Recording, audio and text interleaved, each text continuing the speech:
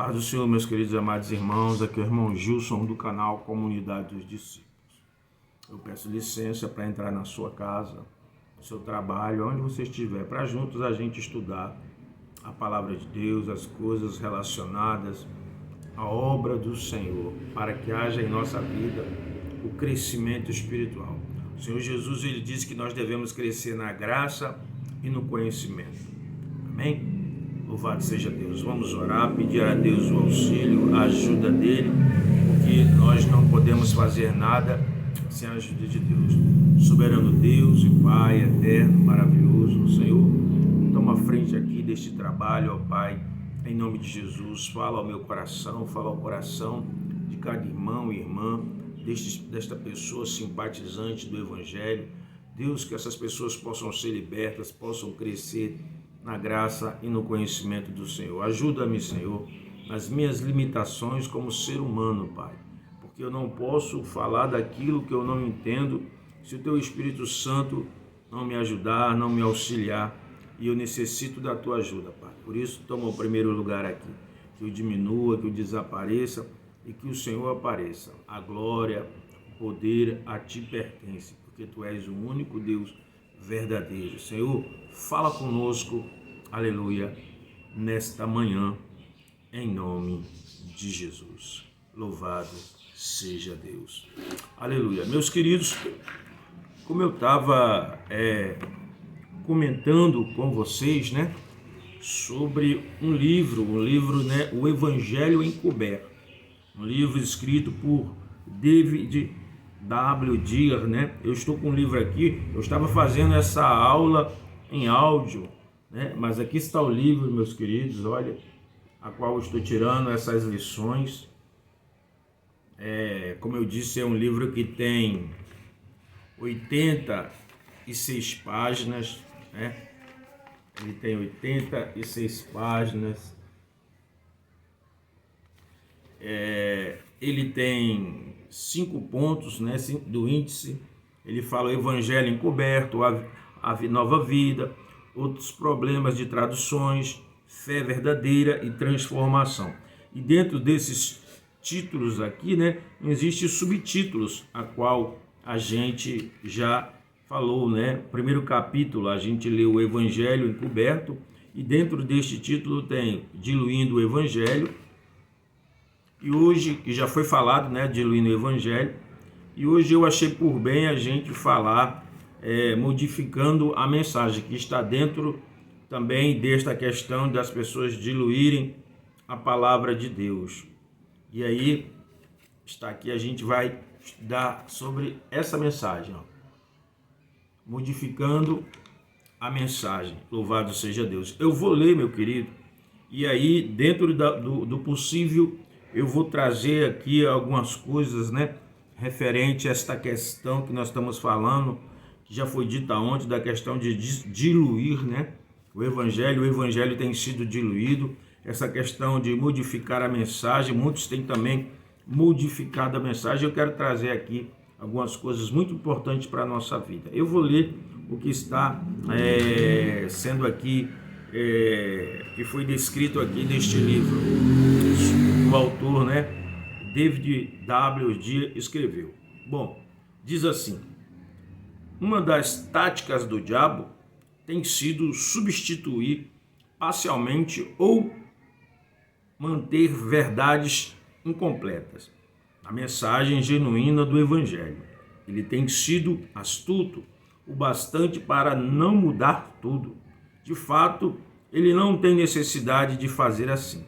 Em vez disso, ele diluiu o foco do Evangelho, mantendo apenas uma pequena parcela da verdade, de forma que ele não tenha mais o mesmo poder de transformar radicalmente os crentes ou as pessoas. De muitas maneiras, Satanás tem conseguido alcançar seus objetivos, talvez da forma mais preciosa, nos desvios sutis ou desilusões contidas em muitas tradições da Bíblia. Como muitos cristãos acreditam que essas traduções são a palavra de Deus, as sutis alterações não são percebidas ou questionadas, uma vez que estas traduções são aceitas como verdade. Então, o que está escrito nessas influências uma grande quantidade de indivíduos. Além do mais, como muitas dessas diluições foram introduzidas há séculos atrás, muitas traduções modernas continuaram propagando a mesma versão, enfraquecida, na verdade, pelo fato que as traduções são influenciadas por outras versões mais antigas. Todas as traduções que temos hoje foram feitas por homens. Estes homens, como todos nós somos, foram falíveis. Desta forma, é um erro sério imaginar que qualquer tradução que temos em nossas mãos é perfeita. Embora esses indivíduos possam ter tido as melhores intenções quando fizeram o seu trabalho, evitar a influência da opinião humana é impossível. Uma tradução perfeita é impossível, porque quando traduzimos o Novo Testamento, a pessoa descobre muitas palavras gregas com muitas possíveis traduções no português. Em alguns casos, há mais de 20 possíveis traduções para uma só palavra grega. Assim, o tradutor deve escolher sua palavra a partir destas muitas possibilidades e, sem sombra de dúvida, ele ou ela escolherá as palavras que correspondam com o seu entendimento do Evangelho. Assim, ele pode tornar pouco claro ou, alguns casos, ou até mesmo ir contra outras possíveis tradições. De certa forma, a tradução de uma palavra dependerá do contexto do qual é empregada, mas isso também dependerá inteiramente do entendimento do tradutor sobre o texto. Como exemplo, de qualquer maneira, uma palavra grega tem sentido traduzido. Poderia escolher a simples palavra em, que, de acordo com Thayer, significa por, com, etc. A Bíblia King James traduz esta palavra como acerca, após, contra, quase, totalmente, ao redor, como, no, antes, entre, desta forma, por causa de, dar-se totalmente, para, aqui, para dentro, interiormente, principalmente, por causa de, acima, sobre, abertamente, extraordinariamente, rapidamente, em breve, de forma rápida, que, ai, dai, através, por toda parte, até, para, por baixo, quando, onde, com qual, enquanto, com, dentro. Uau! Esta é uma grande variedade para uma pequena palavra. Assim, é fácil perceber que é impossível uma tradução perfeita da palavra ser feita. Como alguém poderia selecionar a perfeita tradução cada vez que a palavra em aparecer? Seres humanos, com suas próprias ideias e predições a respeito da mensagem de Jesus, não conseguem evitar que influenciem suas tradições. Além disso, é muito importante para o tradutor de qualquer trabalho que compreenda o que está sendo escrito. Se ele não entender bem, sua tradução pode não transmitir fielmente os pensamentos do autor, ou seja, de Deus. Experimentei isso muitas vezes quando outras pessoas traduzem meus livros para o português. Uma boa coisa é que eu leio em português, pois com muita frequência, ao revisar a tradução feita por várias pessoas, percebo que o tradutor não entendeu o que estava sendo dito.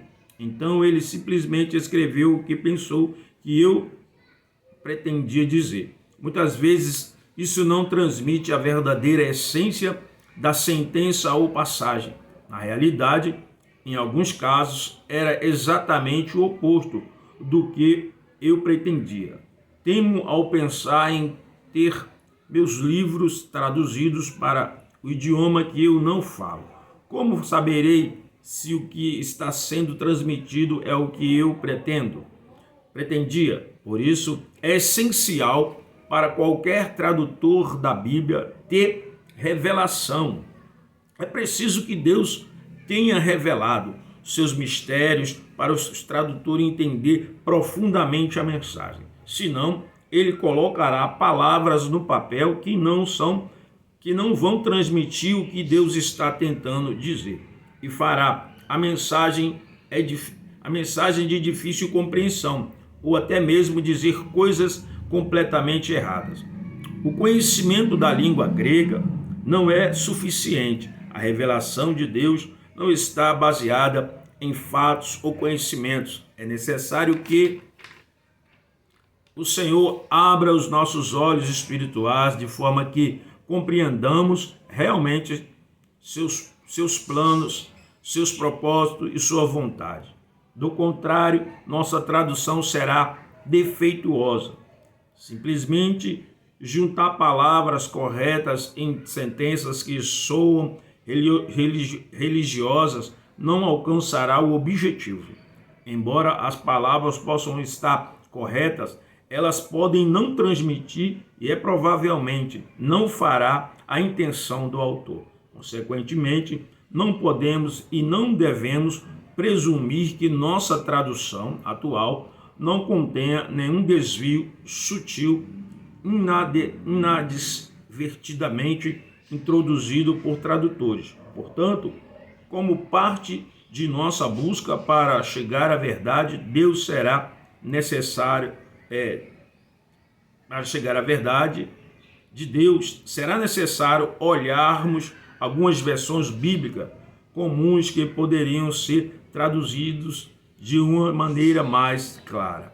Examinaremos as traduções possíveis de algumas palavras do grego, buscando a tradução mais clara ou mais exata. Louvado seja Deus. Bom, meus queridos, o autor aqui, ele está, nesse modificando a mensagem, o que é que acontece?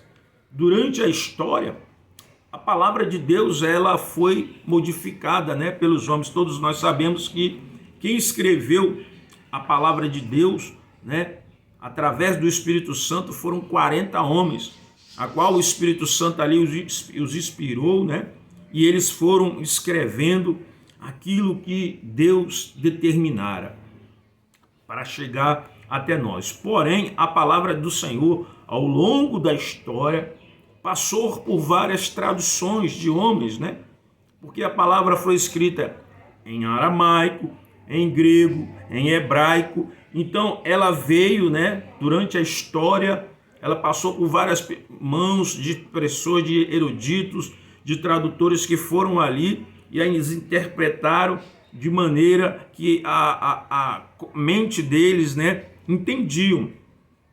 Muitas das vezes eles tinham até o conhecimento grego, hebraico, aramaico, vamos assim dizer, mas as suas interpretações podem ter sido incorretas, ou seja, eles podem ter tido um pensamento, uma ideia, uma compreensão errada daquilo que Deus queria falar para mim e para você.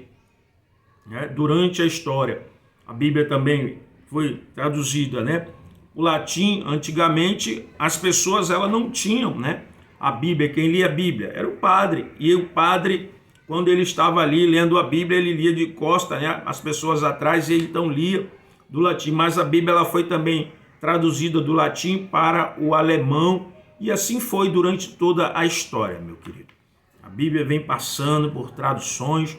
Nos dias atuais é a mesma coisa, as pessoas querem modificar o texto, e colocar de acordo com aquilo que eles acham que é correto, porque a gente está vendo aí a decadência do ser humano, os valores sendo deturpados, e então as pessoas querem colocar a Bíblia de acordo com as suas interpretações, que venham afagar o seu ego, né? Para deturpar a verdade de Deus.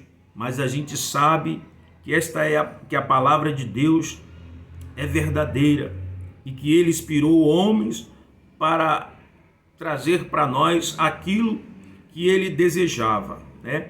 Mas nós não podemos ficar, meu querido, apenas lendo, né? Nós precisamos orar, nós precisamos jejuar, nós precisamos estar buscando e pedindo a Deus a revelação, né, da sua palavra.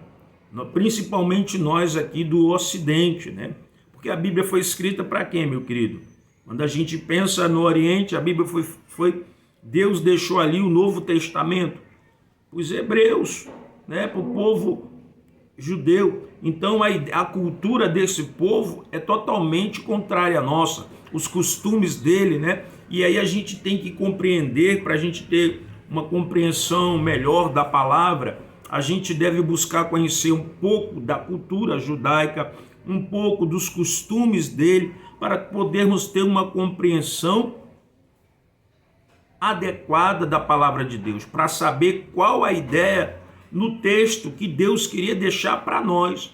Porque muitas das vezes nós interpretamos o texto, como eu disse anteriormente, ao nosso bel prazer, daquilo que nos satisfaz, e nunca tiramos do texto a ideia correta que Deus tem para a gente. Muitas das vezes o que acontece, a palavra ela não vai surtir efeito, né? Ela não vai fazer aquilo que apraz, porque ela foi modificada na sua essência, no seu princípio, para que a palavra de Deus venha gerar vida dentro de cada um de nós.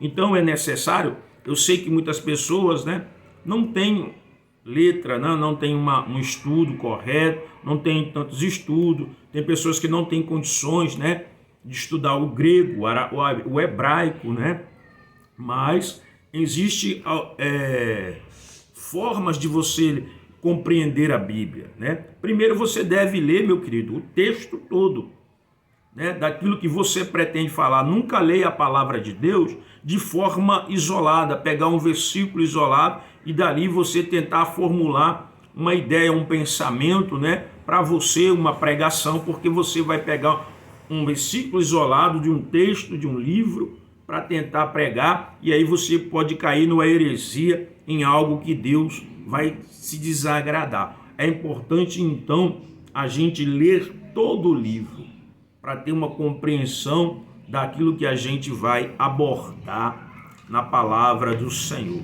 né? A gente vê aqui que ele diz que os livros dele, quando ele vai entregar para alguém traduzir, né, as pessoas às vezes não compreendem a ideia do que ele quer passar e coloca outra ideia, porque a pessoa não conhece ali aquela língua, né? E a gente viu aqui que o grego, o grego, a ideia dele, a variação de palavras, né, dessa ela tem vários significados, várias traduções. E aí a gente precisa o quê? Buscar fazer um estudo, né? Você não precisa falar grego. Se você tiver um livro, se você tiver um dicionário, então você vai buscando, vai pesquisando e vai então ter uma compreensão correta.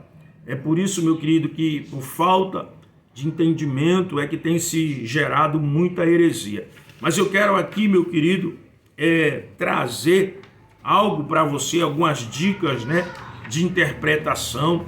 Aleluia. Eu não sou perfeito, eu não sou mestre em interpretar a Bíblia, eu também caio em erro muitas das vezes, né? Mas eu procuro ler, né, e também ler não só um texto, mas ler todo o livro, né? Às vezes, ou o capítulo, ou às vezes 2, 3 capítulos anteriores, para poder ter uma compreensão melhor do texto. Como eu disse, nós estamos dentro de algo espiritual, que é a palavra de Deus. A palavra de Deus é espírito e é vida. E a gente precisa do autor dele nos ensinando. Eu não posso, com o meu entendimento, com o meu intelecto humano, das coisas deste mundo, por mais que eu seja uma pessoa erudita, por mais que eu tenha conhecimento, que eu tenha estudo, faculdade, pós-graduação, mestrado, doutorado, se eu não tiver o Espírito Santo para me orientar, Eu não vou trazer a ideia correta, a ideia de Deus, do autor do livro, da Bíblia, né? Para ter uma compreensão correta. Muitas das vezes as pessoas querem interpretar de qualquer jeito, porque eu sou doutor, eu tenho formação, eu sou erudito, olha, eu tenho um doutorado, e ele acha que é capaz de, por si mesmo, com a sua força, sabedoria, intelecto humano, compreender a palavra de Deus. E muitas das vezes cai no erro de criar uma heresia. Aleluia. Mas eu quero aqui, meu querido, dentro desse estudo, né, desta mensagem aqui, deste subtítulo aqui que foi lido, né, que está dentro de diluindo a mensagem e agora falando de modificando a mensagem, né, por conta que nós muitas das vezes não compreendemos a linguagem a qual foi escrita, o grego, o aramaico, e por muitas das vezes não temos materiais suficientes para a gente pesquisar, a gente às vezes cai no erro de uma má interpretação. E na medida do possível, eu quero aqui dar algumas dicas, né, daquilo que eu tenho aprendido, pesquisado, né, dentro da possibilidade que eu tenho de poder compreender a palavra de Deus, daquilo que Deus me concedeu durante a minha caminhada. Eu quero passar para você daquilo que eu tenho aprendido de homens, né? Porque, meu querido, a gente tem que buscar também. Tem homens aí que têm uma experiência grande com Deus e não é vergonha a gente aprender com essas pessoas que têm o Espírito Santo em suas vidas. Pastor, um outro irmão que não seja pastor, mas que tem o Espírito Santo, que gosta de orar, que gosta de ler, né? E eu quero deixar aqui algumas dicas para vocês, louvado seja Deus. Algumas dicas para a interpretação bíblica, né?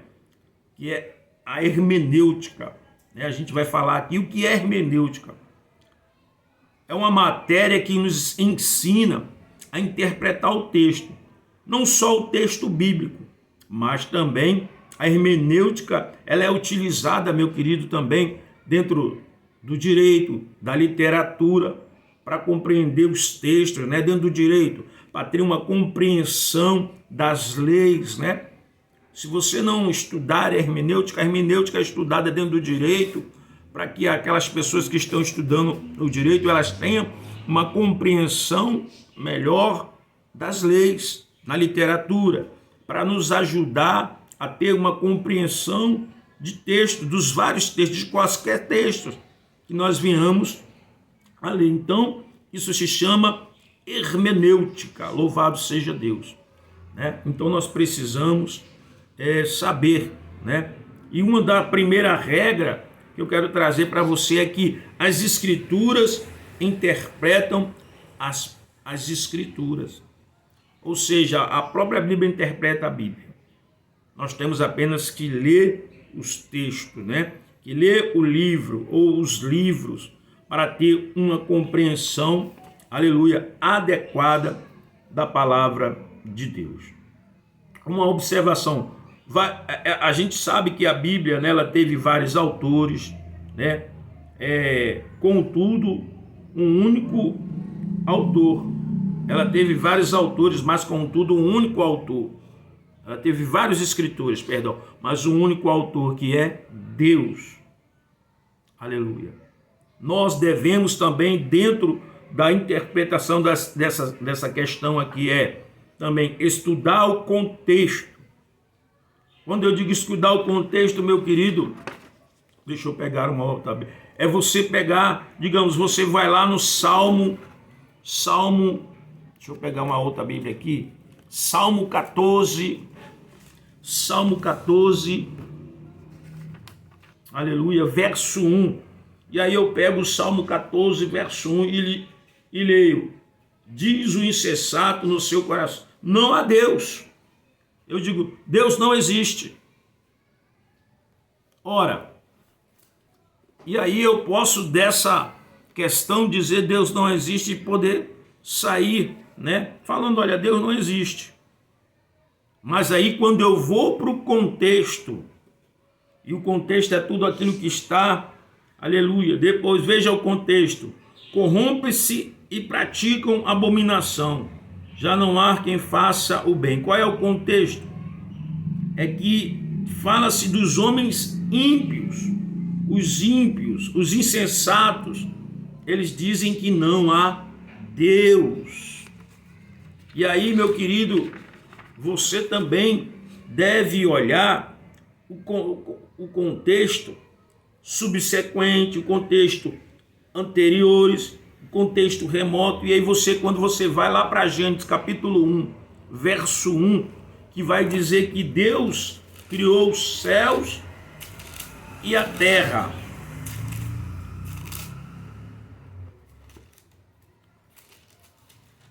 Então você coloca por terra essa heresia. Quando você vai no princípio, criou Deus os céus e a terra era porém estava sem forma e vazia, e havia trevas sobre a face do abismo, e o Espírito de Deus pairava sobre as águas. Disse Deus: haja luz, e houve luz. Então, quando você pega o contexto remoto, né, e vai ali para a gente, dentro da palavra, nos livros, eles vão afirmar que Deus existe, que Deus é o Criador da terra, que Deus formou o homem do pó da terra, e aí cai por terra a ideia de que Deus não existe. Porque muitas das vezes as pessoas pegam um versículo isolado para tentar criar uma heresia, e nós não podemos fazer isso. Nós temos sempre, meus queridos irmãos, que ler um texto como um todo, para quando a gente vai fazer uma pregação, para poder ter um entendimento, né, da palavra. Aleluia. Uma outra análise que eu quero trazer aqui, uma outra regrinha básica, é analisar o contexto literário. Todos nós sabemos que a Bíblia ela tem o quê? 66 livros.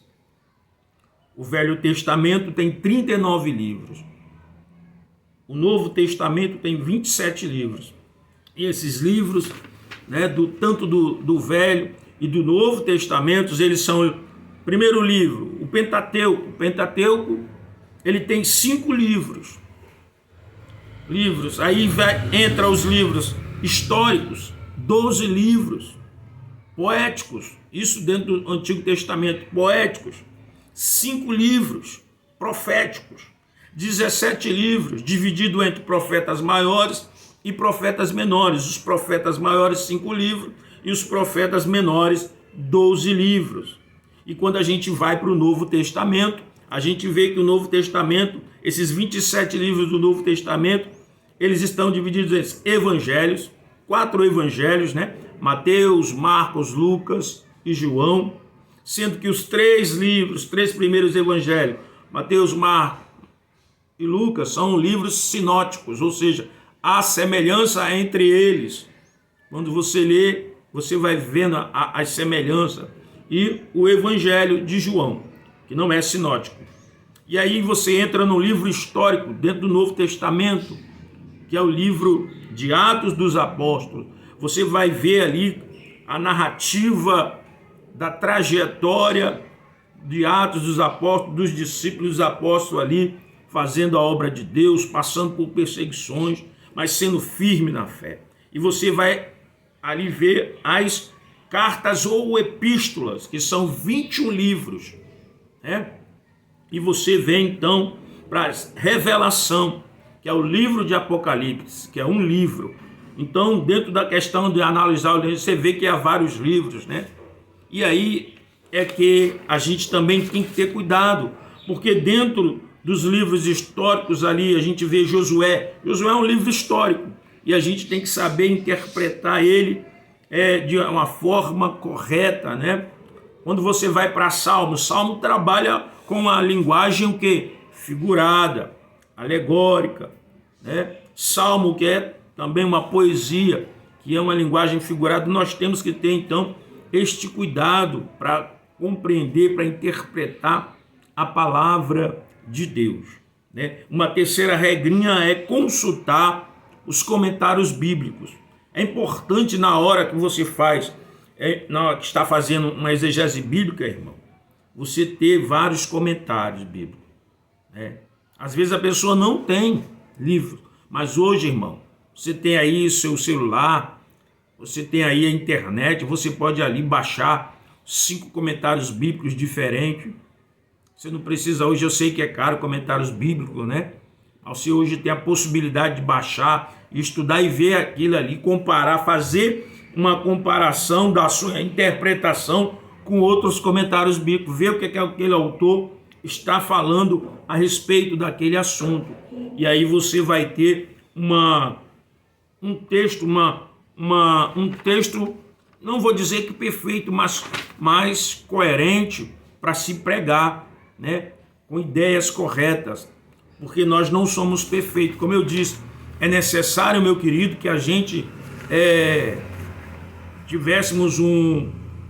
conhecesse os costumes, né, judaicos, e aí a gente teria teríamos condições de ter uma interpretação quase perfeita, uma ideia perfeita da palavra de Deus. Bom, outro livro aqui que eu gostaria de indicar, irmão, é o Manual de Exegese Bíblico. É esse livro, olha. Eu não estou ganhando nada para mostrar esse livro. Este manual aqui, quando eu fazia teologia, né, eu comprei para poder estudar, para me ajudar na interpretação, para mim não correr o risco de interpretar a palavra de Deus errada. Mas mesmo assim, eu não sou perfeito, né? Mas também fiz para poder aprender, mas para poder também passar para as pessoas, né? E Deus tem me dado esta oportunidade de poder, através das redes sociais, levar um pouco do conhecimento que aprendi para outras pessoas. Eu sei que muitos irmãos não podem ter um livro desse, às vezes é caro, né? Infelizmente, materiais bíblicos é muito triste, né? Tem um preço muito alto. Às vezes você vai comprar uma Bíblia, ela custa R$400, dependendo da Bíblia, 500. Eu estava querendo uma Bíblia judaica e estava pesquisando, né? Ela traduzida para o português, e eu liguei para uma certa loja e o vendedor ali disse que a Bíblia estava em R$500. Eu achei um absurdo, meu querido, uma Bíblia judaica neste preço. Então eu pesquisando, eu entrei ali dentro de um site judaico, né, dentro de uma instituição judaica, e a mesma Bíblia estava por R$190. Então você veja aí essa diferença, né, de valores, de preço, exorbitante em uma loja. Porque muitas das vezes, irmãos, eu e você somos apenas usados, as pessoas só querem se aproveitar, faz da gente comércio, né, das coisas de Deus. É um absurdo. Por isso que muitos irmãos não têm condições de comprar a Bíblia, né? Você vai comprar uma Bíblia de estudo, meu querido. A Bíblia é alta demais, um preço muito alto. Eu já trabalhei dentro de uma loja evangélica. Eu era da prevenção ali, né? Segurança aí.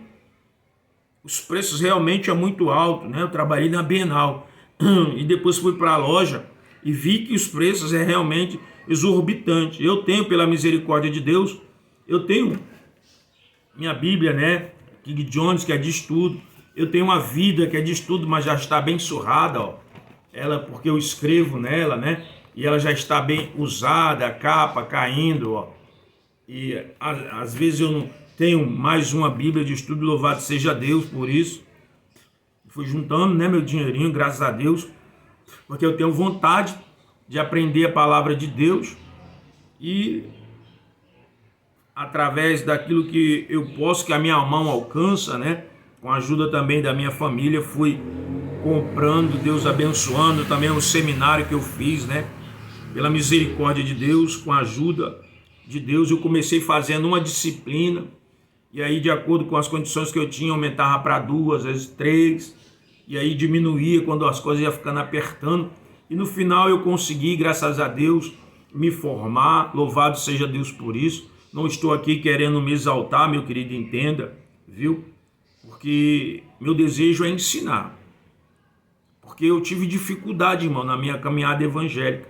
Eu percebi que muitos líderes não queriam ensinar, porque eles ficavam com medo de perder. Como é que você perde a posição, irmão? Se foi Deus que colocou você ali.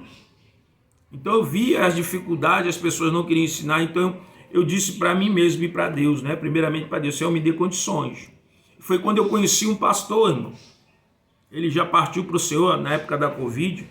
Esse pastor, ele não pagou para mim, mas ele disse, você tem vontade de estudar a palavra de Deus? E eu já tinha no meu coração esse desejo. Ele me levou ali para um seminário, e então eu pude ficar ali quase 5 anos, né? Porque eu pagava as mensalidades, eu fazia as disciplinas aos pouquinhos.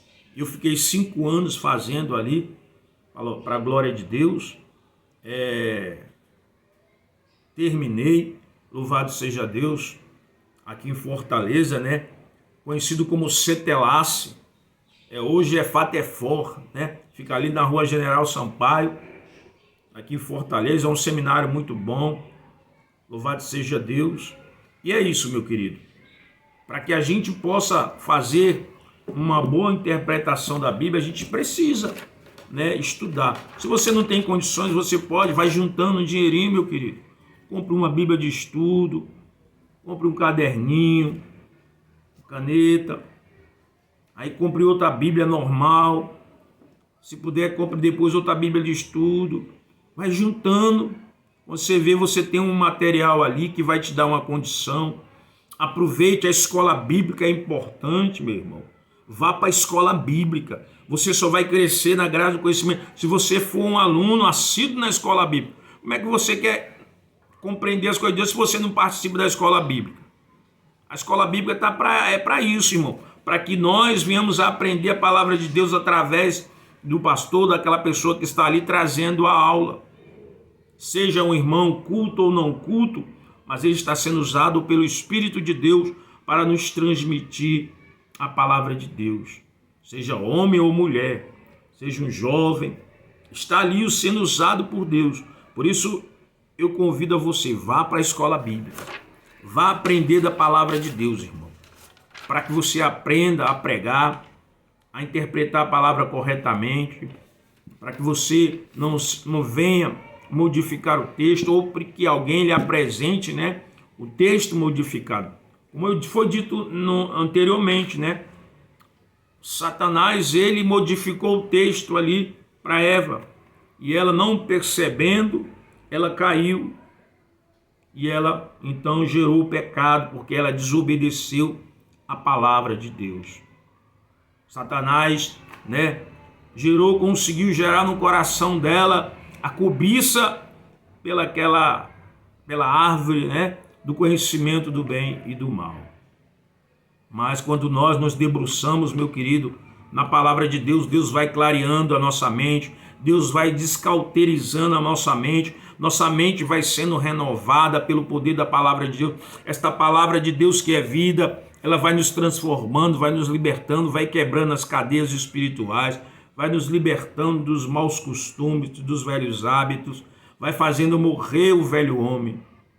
Só quando a gente começa a estudar a palavra, começa a desejar aprender a palavra de Deus. Amém, meus queridos? Que Deus abençoe a sua vida, a minha vida, que Deus nos abençoe, nos dê graça, nos ajude, né? Aleluia. A gente ter uma compreensão correta da palavra do Senhor. Aleluia. Louvado seja Deus. Eu quero deixar aqui, meu querido, o Salmo 1, né, para nossa meditação. Eu já li ele outro dia, né, na outra aula que eu estava falando a respeito deste livro. Eu deixo ele para que você possa ir na sua casa, você ler. Aleluia. Louvado seja Deus. É importante, meu querido, é importante a gente estar meditando, debruçando na palavra de Deus, nos renovando a cada dia. É importante a gente orar, a gente fazer a nossa consagração. O mundo está aí, de mal a pior. Você vê tanta coisa, meu querido. Hoje em dia, a unção do cuspe, as pessoas cuspindo, irmão.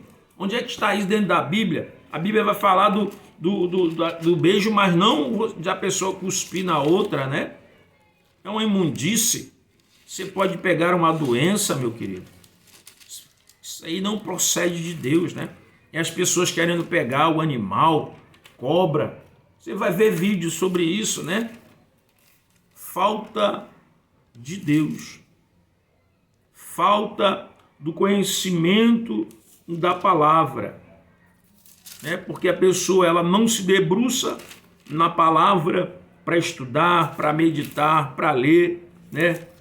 Aleluia. É importante a gente conhecer a palavra de Deus. É importante a gente estar buscando a palavra do Senhor para que a gente possa então, aleluia, compreender a palavra do Senhor. Ela é perfeita, louvado seja Deus, aleluia. Ela faz aquilo que apraz ao Senhor, né? Que é da vontade de Deus, mas para isso a gente precisa estar o quê? Meditando na palavra. Veja o que diz aqui, ó. De acordo com a sua vontade, ele nos gerou pelo poder da verdade, a fim de sermos como que primeiros frutos da sua primícia. Aleluia. É pela palavra, irmão, que nós somos libertos. É pela palavra que nós vamos conhecer o Senhor. Quando nós nos debruçamos em ler. Não como um livro qualquer que a gente pega para ler, como um livro de algum escritor, né? Mas ler a palavra de Deus antes de começar a orar e pedir a Deus a direção. Meu irmão, que esse estudo ele traga para você conhecimento, ajuda, né? Que você busque conhecer mais, amém? A gente vai dar continuidade ainda. Como eu disse, eu pretendo falar cada texto aqui que está dentro deste livro. E o próximo título que está aqui, meu querido, é o Evangelho do Perdão. Que dentro do primeiro capítulo nós vamos estudar, né, o Evangelho do Perdão. Hoje a gente ficou nessa questão, né, desse título de hoje, que a mensagem de Deus é modificada e durante a trajetória da história do homem, do mundo, que passou por vários tradutores, mas a questão também da gente conhecer a palavra, da gente meditar, da gente saber como interpretar a palavra de Deus. Aleluia. Porque Deus é fiel.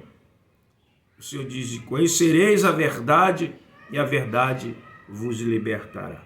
Meu querido amado irmão, que Deus abençoe a sua vida, a sua família, em nome de Jesus. Que o Senhor estenda as suas bênçãos sobre sua casa, seu lar e a sua família. Vamos orar. Soberano Deus e Pai, em nome de Jesus, Deus, eu te entrego em tuas mãos a minha vida, a vida de cada irmão, a vida desta pessoa que está vendo, Pai, este vídeo, que irá ver. Abençoa seu lar, sua vida, dá o crescimento espiritual, transforma.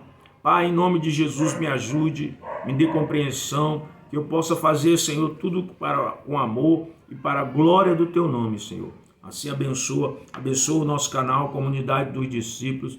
Traz vida, Senhor, que pessoas possam se inscrever no meu canal, possam dar o seu like e me ajudar. Em nome de Jesus, ó Pai, abençoa. Para a glória do nome de Jesus. Meu querido, eu sou o Gilson do canal Comunidade dos Discípulos.